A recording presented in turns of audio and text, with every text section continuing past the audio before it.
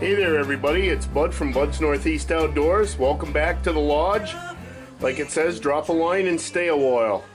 Hey everybody, it's Bud from Bud's Northeast Outdoors. I'm here to wish you guys all a happy new year. Put out this video on New Year's Eve just in case any of you are bored or sober. And be safe out there. Like I stressed with the ice and everything else, don't drink and drive. Have a designated driver. You know, losing your license is pretty expensive. I've never had that issue, but you know, I'm pretty careful with what I do. So, an update before this Darrell story. I got me a 12-pack of UFOs, and I have to say, a couple of them are pretty good. It's a variety pack. The blonde vanilla coffee ale isn't too bad, and they have a raspberry ale that wasn't too bad, although it left kind of a little funky taste in your mouth afterwards. So anyway, Santa Claus is pretty good to me. I got a master-built smoker. I got this chandelier jig. I don't know if you can see it. There it is. I got these floaters, gumdrops for walleye fishing. Later on, I haven't caught any walleye, but you know, now that I got that smoker, I don't think I'm going to be putting too many rookies or rainbows back, and I'll probably smoke them. I don't know if you guys ever remember the show Rod and Reel Streamside with Don Weisner. He went to this place up in Canada, and they had this brine for brook trout. You soaked them overnight, you washed them off real good, you put them in a smoker, and oh my God. He said it was the camp's secret recipe. Well, I don't know, he put it on his show, so I don't know how secret it was. So anyway, I got the tungsten bug. That looked pretty interesting. I'm trying to stock up on this tungsten stuff so the warden doesn't take me away. I got this right here. It's called the Macho Minnow. It looks pretty interesting. All of these that have the treble hooks, I'm going to swap them out down the road for single hooks, because in the state of New Hampshire you can't use bait on a treble hook. I got the tungsten Lindy's Frosty spoon. Looks pretty sweet. And I also got some of these I may have already showed you once. I got the tungsten ice worm. It's the glow version. I'm holding these upside down so you guys can see them better. I also got the Lindy, what is that? Darter. Nice little item. I got these springs for my tip-ups. When it finally warms up enough for me to go out, you know, it's funny because I've been wanting to go out, and guess what? I have neuropathy from my diabetes, and I can't feel. I have reduced blood flow in my fingers and toes, and I already only have 9 toes because my dog. Well, that's another story. I'll tell you that one someday. That's not fishing related, but it's actually pretty funny. So anyway, oh, and I got this 360 jig. I was looking for that before to show you guys. It's like a propeller on a boat, and when you jig it up and down, it swivels, it turns. Almost like, oh, what were those? I can't remember the name of the jig, but it was one of my favorite jigs for walleye fishing on the Connecticut River. Well, anyway, I just wanted to say Happy New Year, and I'm having a giveaway. Just hold on a minute, I'll go get the stuff. Alright, we're back here with you. So I'm giving away some of my favorite baits. These here I've caught thousands and thousands of fish with. My daughter's caught almost all of her big fish with these things. It's crazy. They're like bass candy. So anyway, giving away a package of 4-inch Yum dingers. They're in the, I believe it's the watermelon green, or it's a green pumpkin chartreuse. It has chartreuse tips on the end. That one right there is one of my go-to baits. And then we also have this one called Camo. On a day with clouds, this one here is the one to use. It's a darker bait. It's kind of brown with a lot of glitter in it. And that's a 5-inch one right there. So that's where you want to use it for the largemouth. The other one I would pretty much almost always use for smallmouth. It's got a dark enough body on it, so it's good on the dark days, but it's got that chartreuse tail. It's easy to see. So anyway, all you have to do to enter this contest is just comment "done" on my website or on my YouTube thing on the comments. All right. And then I'm also throwing in a pack of hooks. I know I'm a big spender. These prizes will get bigger as we get more and more people on the channel. But anyway, they're Eagle Claw 4/0 hooks. And they basically work with both of these baits. Even though they're different sizes. You can rig them weedless. You can do them wacky rigged. I love wacky rigged. I know I probably lose a lot of baits doing that, but that's my favorite. Always has been, probably always will be, ever since these things come out. I can remember one time my daughter had a tangle on her reel, and it was like a wind thing on a spinning reel, one of those wind tangles. Well, anyway, she gave me the pole and she was like almost upset. She was almost mad that it did that to her. She's like, "Dad, why does it keep doing this?" And I hadn't changed the line, so it was kind of my fault. But anyway, I get the thing all untangled. Now this dinger's been laying on the bottom for about 5 minutes while I'm untangling this mess. She winds up her line, big fish on it, probably 3 pounds, smallie. This here was over to Opeachy, just by the bridge over there. Place is a good place to fish. If you ever get a chance, try it out. Especially the river section. I'm not so sure about the lake. I didn't have super good luck on the lake. But I do have a story about that we'll bring up later in one of these fireside chats. So anyway, enjoy your new year and the story. This here is hilarious. It's about my friend Darrell. I've got a bunch of stories about Darrell. I got a bunch of stories about everybody that's ever gone fishing with me. It's crazy. That's why I love it so much. Something always seems to happen out there. Even with the dog. Even with my little Pugalicious, Nike. Yeah, he's over on the couch. He's snuggled up. I think he's ready for bed, but I'm fighting it a little bit. I decided to stay up and do this for you guys. So like I say, you guys have a happy New Year's and be safe out there. You know, fishing is the #1 most dangerous sport in the world. More people die fishing every year than die from auto racing or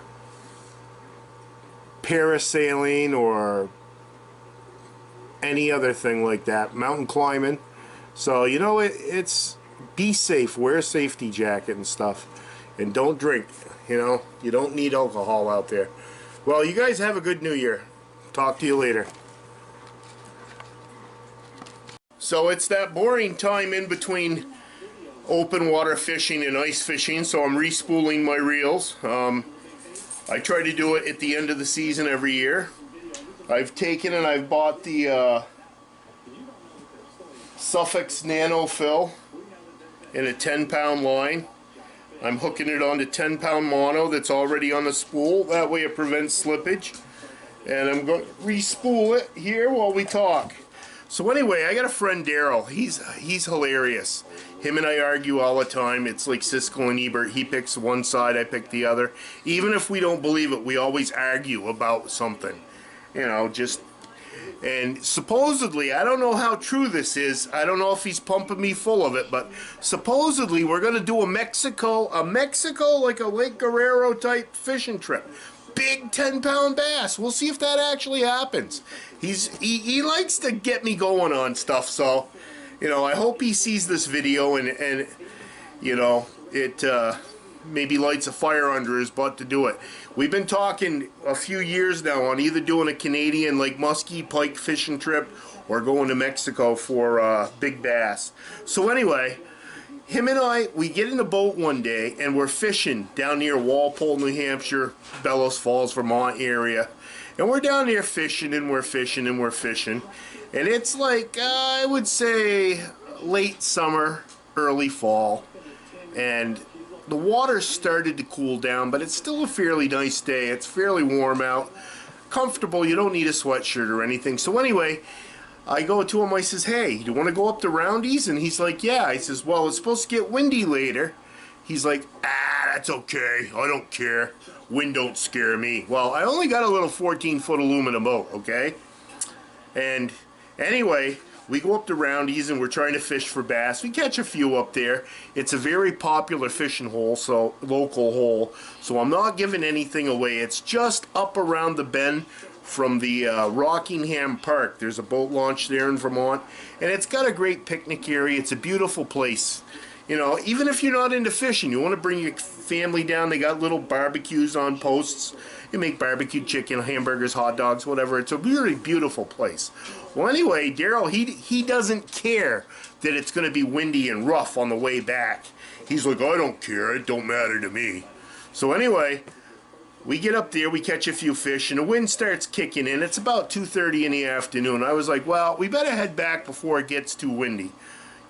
He grumbles. That's just Darrell. He grumbles. So anyway, I start the motor up. We're heading down the river, and there's like 2-foot waves, and you know, my little 14-foot aluminum boat's going up and over them, okay? All of a sudden, here comes this monster wave. The thing's like 4 foot tall. I saw it, and I was like, shit! I turned my head like that. Next thing I know, we hit this wave, and it's like those walleye fishermen out on Lake Sinclair. Whoosh, up in the air. We come back down. I hear him swearing. He's on his hands and knees across the middle seat of the boat. It's like, you trying to kill me or what? I was like, I told you it was going to be rough on the way back. He's like, you didn't tell me that was coming. I was like, when the guy driving the boat turns his head and says, oh shit, it's probably not a good thing. So anyway, he wouldn't leave that crouched position. He stayed on his hands and knees all the way back to the boat landing. It was so hilarious. You had to be there. I had tears in my eyes along with water from the river. He couldn't tell I was laughing so hard I was crying because of the water in my face from the actual, the water from the river coming up over the front of the bow of the boat. But it was hilarious. Oh my God. It was one of the funniest things I ever see, except for my wife, my ex-wife out there ice fishing, flapping with her pants down around her ankles inside that little hut. That was hilarious too. She looked like a scarecrow inside a hut, and she screamed, what the hell's going on here? She thought I did it on purpose, and it was actually my daughter that had pulled this. If you saw the story before, I mean, you'll know what I'm talking about. But oh my God, you want to talk about hilarious. And I don't honestly know if Darrell's been in the boat with me since then. He might have. But I can't remember. Honestly, we haven't been out fishing in quite a while. You know, we're going to go up to Moore Reservoir pike fishing here, either late spring or late fall this year, because that's actually a pretty good time. And I'm going to bring him up to Lake Champlain. Bob Dossity showed me a method up there. Bob is awesome. You need to check out his website. It's fishingvermont.net. And there's a wealth of information. The guy is a genius when it comes to fishing. And he actually works for a bunch of different companies. McCain Rods. He has lures, real bait lures, I believe. He is just unbelievable. And the guy, he's ice fishing, he's open water fishing, he's got a boat. He loves to take different people out. You know, if you go to his website and you get on his message board and you hit him up, become friends with him, I bet he'd offer to take you out. He's that nice of a guy. He's really awesome. So anyway, that's my story today. Darrell crouched in the bottom of my little aluminum boat because he was afraid to get back in the seat up on the bow. He was terrified. And no, this isn't a bass boat. This is one of those aluminum V-hull John boat type deals, 14 foot long, about 60 inches wide. So it wasn't like he was sitting up in the front of my bass boat on the chair and I'm charging down the river. I wouldn't do something that dangerous. And he did have his life jacket on and stuff, so there was no ever any question that he might have got a couple bruises and he might have got his feelers hurt, but I mean, that was hilarious. I'll never forget that day. So I hope you enjoyed that story, and you know, take care. If you enjoy that kind of stuff, like and subscribe. I'm gonna finish putting a spool in my reel up now. with that Suffix Nano fill, the 10 pound. And I'll be ready for next year. I'll put a fluoro leader.